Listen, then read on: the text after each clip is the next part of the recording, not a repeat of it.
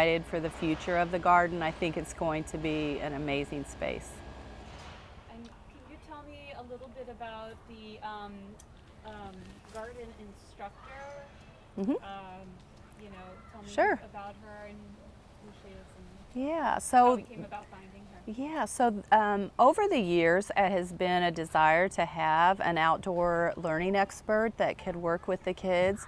And because of the financial situation in California and that we've experienced over the years, we just really couldn't make that happen. And so Lee and Barbara and various volunteers have put together parent volunteers from each classroom, and they have been conducting a lot of the lessons along with the teachers out here. And so this year we hired Christy. She is going to be an outdoor garden educator, and she'll be working with each class and also working in maintaining some of the things in the garden that we've had to use volunteers for, but we're still going to continue to use our parents that want to be out here and be involved. And so Judd Smith spearheaded the work behind getting the garden expert out here, and along with Lori Figurinas and Leslie Meyer, Ronnie Sharpe, all of those guys really worked together to get the funds started and the donations started to fund somebody to come in and help and sustain the lessons over time, so that they can that each child can experience them every year after this. Yeah. What do you think? How important is it for elementary school children in North America to be able to experience something like that garden? I think that outdoor education has really taken off, especially in California where you can grow things year round. But it is really a special place to have this size of a garden, because you really can experience the orchard, the chickens that we now have. Classrooms can have garden beds.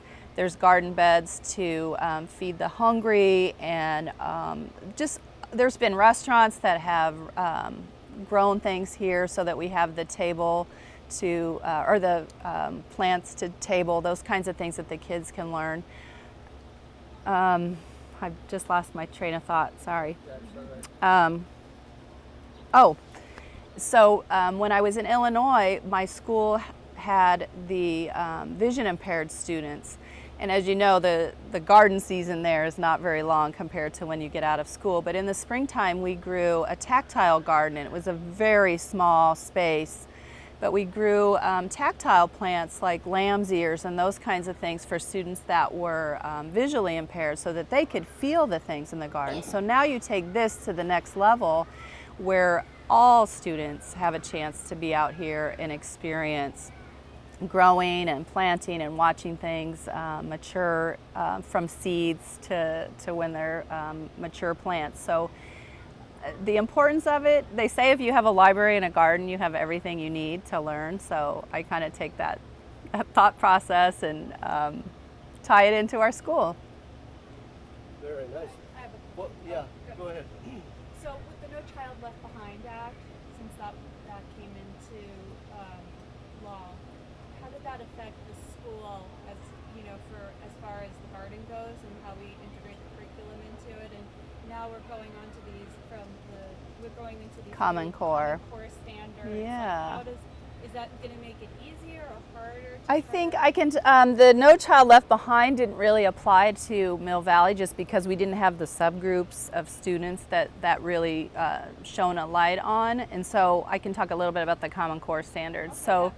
So the Common Core standards that are nationwide now are in effect. We've been working on those this year. And so what does the Common Core really expects more of students to be able to explain and to inquire and explore topics in a deeper level versus just gaining skill knowledge and one-time skills.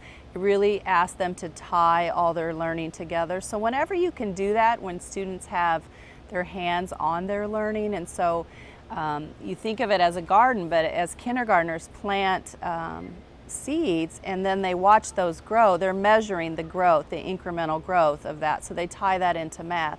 So whenever a child can actually talk about something that they're experiencing or they're seeing as they're learning, it becomes so much more valuable than just learning it on a piece of paper or on a board.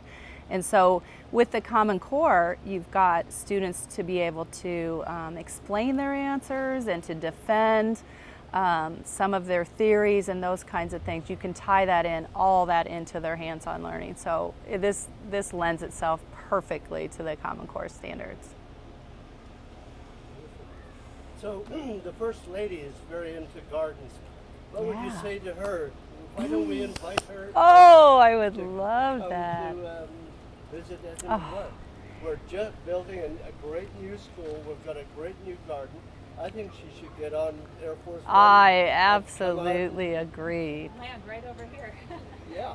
When this whole garden project started, we started getting letters from Chez Panisse, just restaurants and different political figures in California wrote letters that we've kept over time about the work and how exciting it was that we really were on the forefront of education in California. And gardens have sprouted up in all kinds of places where they've taken cement parking lots and transformed those for places all over the country. But here we're so lucky because we can grow things all year round and there's different crops for different seasons. So I would absolutely have Michelle Obama come out in a second. I think she needs to see this and see the joy and the healthy things that kids learn about eating their produce. This is when I came from Illinois, it was the first time I'd ever seen kids have a salad for a snack.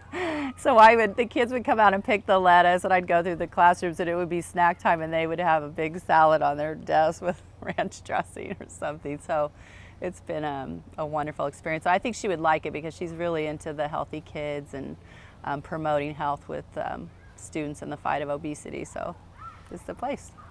Have you spoken to any kids from when you first started and maybe how the garden impacted them? Oh my gosh, there's so many. The first kids that were here when I got here just graduated from high school, and so I was able to attend some of their graduations, and they have such fond memories of being out here and just Edna McGuire as a whole. I think it's just a family atmosphere, and what better to have a family with a garden or a farm. It just lends itself to being a family. And so I don't know, they remember all kinds of things that I don't remember, but just the good memories of being part of a community and feeling very cared for while they were here. That's kind of what they say to me. I'm just going to interject. I interviewed Madeline Fury. Madeline who? Nisa's Oh daughter. yeah, Fury Peters, yeah. I wanted to sort of be able to tie the two of them in. So if you want to say, I'll if I mention another kid, can you mention Madeline? Say, oh Yeah. yeah, Madeline, because she was talking about planting the trees in the grove. Yeah. So, Oh my gosh. Okay. And you might want to mention the vandalism that happened. I wondered if you wanted me to do that or not. Yeah, I mean, because that's positive, actually. That can easily be spun to positive. Yeah, it did actually. Can you tell me about any specific students that were very memorable or special to you? I can talk about Jack Keene. He just graduated from high school, and I walked up to him recently at his graduation. He didn't remember. I had to say my name so that he would remember who I was. But one of the things that he had remembered was just coming out here and eating the cherry tomato. So that was one memory that he had. And then Madeline Furry Peters, she was just so lovely, and she always wanted to be out here. In fact, there was a rule that you couldn't be out here at recess without adults because we just couldn't monitor everyone. And so she would come and get me at every recess and ask if I would walk her into the garden. And usually if I could, I would bring kids in here, and they just want to be in here. It's not that they have a specific thing in mind. They just love exploring and finding snails. They're very proud of finding the snails because of course they eat all the juicy leaves. So they're happy to find those. But they just would show me the artichokes or things that they had noticed. And so she was always very enthusiastic about being out here and just a genuine love for being in our garden. remember there was a program where they interviewed for a cable TV show. Everyday early Angel. on. And 5 days after that was aired, the garden was vandalized. Can you tell me a little? I can talk about that. There was a show called Everyday Angels where it featured Lee Budish and the work that she had done, and they came out and filmed all the various areas and talked to me at that time, and we were right in the midst of we had just built the garden beds, and we were kind of so proud of all the work that everyone had done. And 5 days later we had news that the garden had been vandalized overnight and kind of flooded. The hoses were left on and things like that. But what happened was, over time, we did find out who it was, but the good thing about it was, as unfortunate as it was, the students that participated in that, although they were not from Edna, really did come forth, and we worked together on making something that wasn't good into a positive. Those students went on to do a lot of volunteering in the garden and really taking ownership for the mistake that they had made. And so, and their families were very supportive. And so we all worked together to return it to the way it was with their help. And I think the most important thing for those kids is that they learned a lot from that and became better people from their bad decisions. So that's what you want when you make a mistake. You're in the movie. No. Oh. Is there anything else that you want to add that you know? Oh my gosh. Roasting over there, I'm sure. I don't know. There's so much. Anything that you would definitely, any person that you want to mention, or I'm trying to think. I know there's always people that I forget. stories, like maybe the plant fest. I remember, the kids with all those big, just skipping around the playground with bushels of carrots and eating carrots. They always have done that. I can talk about the 6-part plant fest. Did anybody talk about that? No, actually, I don't think anyone did. Okay. Everyone talked about the ladybug release. Yeah, I can talk about that. Are you ready? Yeah, we're ready. Can you tell me about the 6 plant part fest? Yeah, so a couple of years ago, our green team leader, Carrie Morgan, and now Kimba Lackey, both 3rd grade teachers, started a 6 parts of the plant kind of curriculum connection in their classroom. And so what they did was they brought it out to the garden so that the whole school could experience it.